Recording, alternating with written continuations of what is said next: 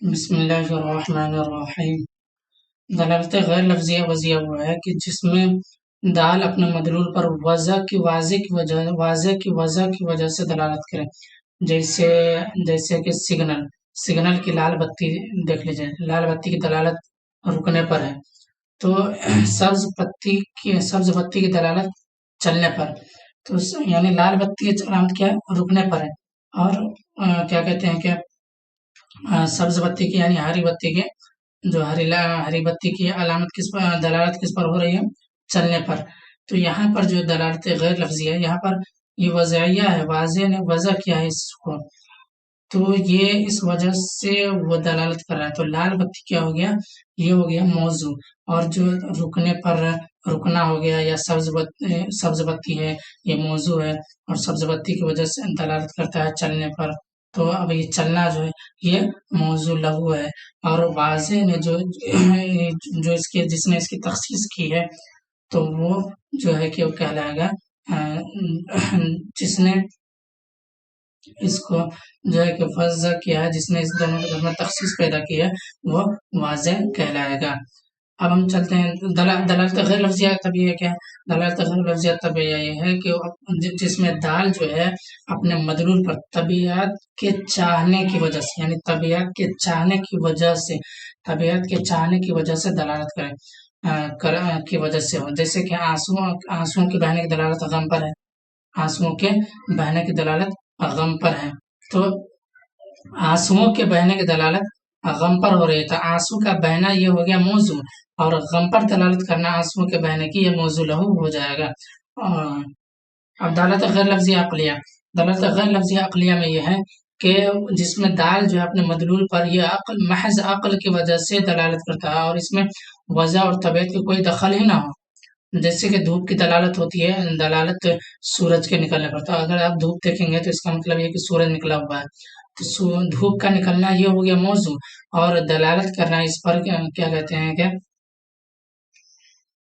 نہیں، جو اس سے پہلے میں نے دلالت غیر لفظیہ طبیعہ بیان کیا تھا کہ آنسوؤں کے بہنا یہ دال ہو گیا، اور غم پر دلالت کرنا یہ مدلول ہے۔ ایسی ہی دلالت غیر لفظیہ عقلیہ میں یہ ہے کہ جیسے دھوپ آپ دیکھا، تو دھوپ کی دلالت کس پر ہو رہی ہے؟ سورج کے نکلنے پر، اور دھوپ کا نکلنا، دھوپ کا دلالت کرنا، تو یہ دھوپ ہو جائے گا دال، اور کیا کہتے ہیں کہ یہ ہو جائے گا سورج کا نکلنا، یہ ہو جائے گا مدلول۔ اس میں سوال دیا ہے دلالت لفظیہ اور غیر لفظیہ کی اقسام کو تفصیل بیان کریں۔ دلالت لفظیہ اور غیر لفظیہ کی اقسام جیسے دلالت لفظیہ وضعیہ، دلالت لفظیہ تبعیہ، دلالت لفظیہ عقلیہ، ایسی دلالت غیر لفظیہ وضعیہ، دلالت غیر لفظیہ تبعیہ، دلالت غیر لفظیہ عقلیہ، یہ ہو گیا۔ اب اس کی تعریف بیان کر دیا جائے گا مشاعرے کی۔ دوسرا سوال ہے مندرجہ ذیل دلالتوں میں دلالت کی قسمیں پہچانے۔ آوازوں کی دلالت اپنے معنی پر، آوازوں کی دلالت اپنے معنی پر یہ کون سی دلالت ہے؟ تو یہ آوازوں کی دلالت اپنے معانی پر، تو یہ ہو گیا کیا کہتے ہیں کہ یہ دلالت غیر لفظیہ تو ہے، غیر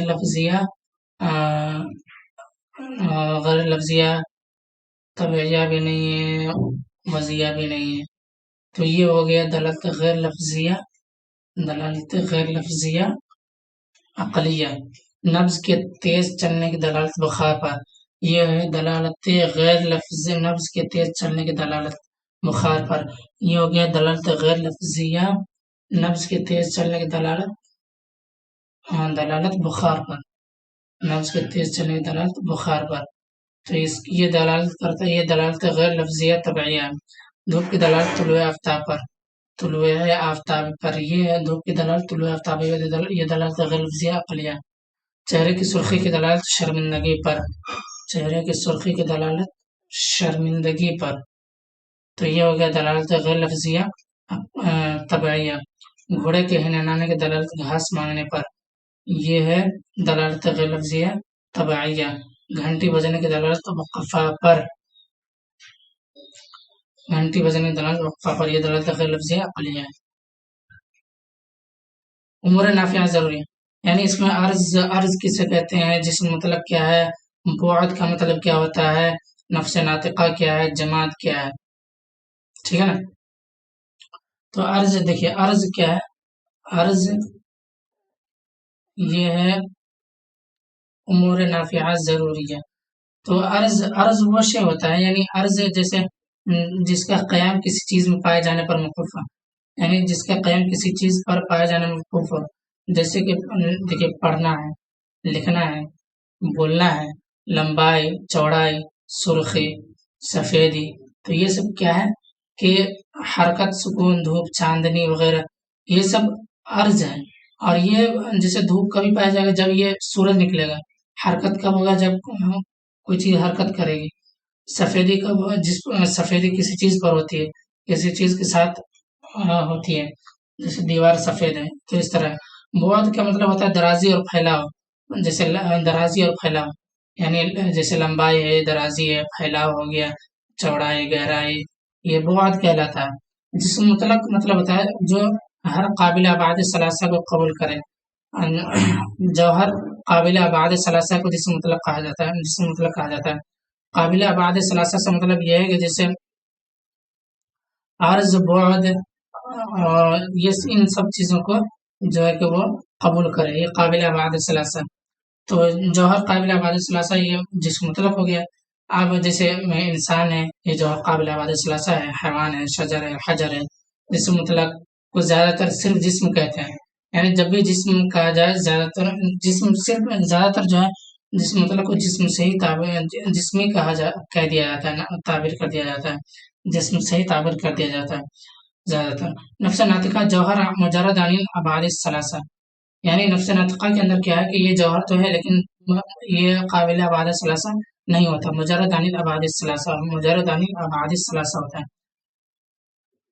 مدبر بدن، جوہر مجرد عن الابعاد الثلاثہ مدبر بدن کو کہتے ہیں، مثلا روح انسان. تو روح انسان کیا ہے؟ یہ نفس ناطقہ ہے. نفس ناطقہ جوہر مجرد عن الابعاد الثلاثہ مدبر بدن کو کہتے ہیں. جماعت کس کو کہتے ہیں؟ جیسے نفس ناطقہ، جیسے کہ جماعت کس کو کہتے ہیں؟ جسم مجرد عن النمو، یعنی جسم جماعت ایسا جسم ہے جو مجرد عن النمو ہے، یعنی جس کے اندر بڑھنے کی قوت نمو نہ پائی جاتی ہو، تو یہ ہو جائے گا جماعت. جیسے کہ لوہا ہو گیا، مٹی ہو گیا، پتھر ہو گیا، ہے نا، اور کیا کہتے ہیں کہ پلاسٹک ہو گیا. تو جماعت یہ سب مجرد عن النمو ہوتا ہے.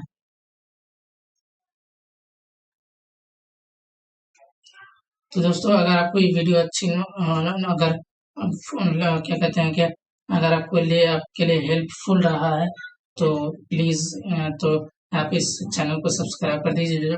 جو نیچے بیل آئکن لال کلر کا آپ کو سبسکرائب بٹن دکھ رہا ہوگا، اس کو پریس کر دیجیے، اور ساتھ میں بیل آئکن ہوگا اس پر بھی کلک کر دیجیے. اس لیے کہ تاکہ مطلب کوئی بھی اگر آپ کو کوئی بھی ویڈیو اگر اس چینل پر اپلوڈ کیا جائے گا تو آپ کو اس کا نوٹیفیکیشن جو ہے مل جائے.